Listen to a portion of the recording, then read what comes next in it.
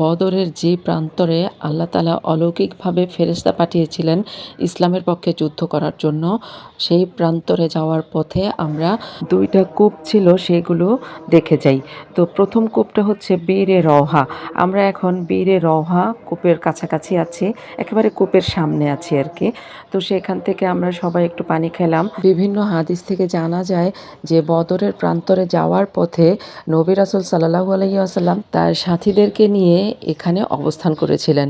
তখন সবাই খুবই তৃষ্ণার্ত ছিল আর এই কূপ থেকে পানি খেয়ে তাদের তৃষ্ণা নিবারণ করেছিলেন।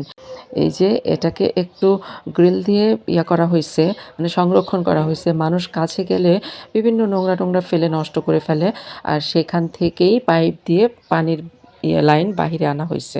আর তারপর বাহিরের দিকে অনেকগুলো কল দেওয়া হইছে। তো সেখান থেকেই সাধারণ মানুষ পানি খায়। অনেকে আবার এখান থেকে বোতল ভরে পানি নিয়েও যায়। এই কূপের কাছে কিন্তু একটা মসজিদ আছে। ওই তো মসজিদটা দেখা যাইতেছে, গম্বুজও দেখা যায়। এই মসজিদটা এই কূপের যে বাউন্ডারি, এই বাউন্ডারির ভিতরেই অবস্থিত। তো এই বাউন্ডারির বাহিরে কিন্তু অনেক রকমের দোকান আছে। তো সেই দোকান থেকে আমরা আবার টুকটাক এটা সেটা কিনলাম, খাইলাম, বাচ্চারা খাইলো। তো সেটা আমি দেখাই নাই। এই যে এই মসজিদটা এখন একটু কাছ থেকে দেখাইলাম আপনাদেরকে। এই যে একটা গম্বুজ দেখা যায়।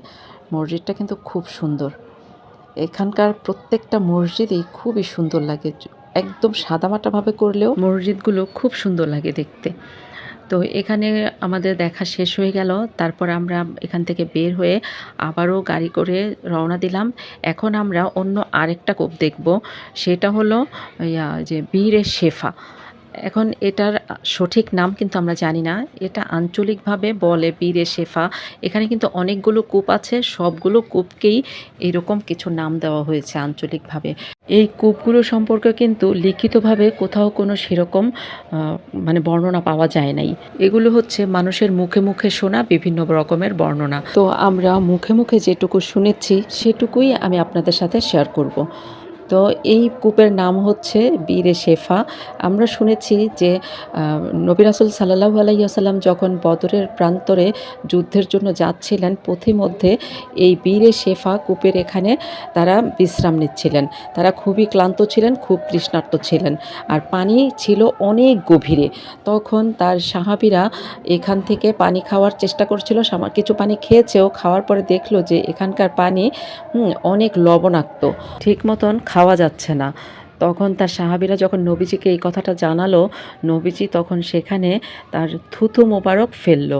আর তারপর সেই অনেক গভীরের পানি উপরে উঠে আসলো। আর সেই পানি লবণাক্ত থেকে মিষ্টি হয়ে গেল, মানে খাওয়ার উপযুক্ত হয়ে গেল। এইরকম একটা গল্প আমরা শুনেছি। আগেই আমি বলেছি এইগুলার কিন্তু সেই রকম কোনো বর্ণনা কোনো হাদিসে পাওয়া যায়নি। এই যে এটাই হচ্ছে সেই কূপ, আর আমি যেখানে দাঁড়িয়ে ভিডিও করছি এটা হচ্ছে মেইন কূপ। এখান থেকেই তার দিয়ে ওই লাইনটা ওখানে নেওয়া হয়েছে। এখান থেকে মানুষ পানি খাচ্ছে, সারা গায়ে অনেকে পানি ঢালতেছে।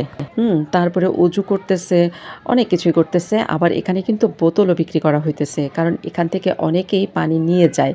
তো সেই জন্য এখানে বোতল বিক্রি করে। এখান থেকে বোতল কিনে তারপর বোতলগুলো ওই পানি দিয়ে ভরে পানিগুলো নিয়ে যায়।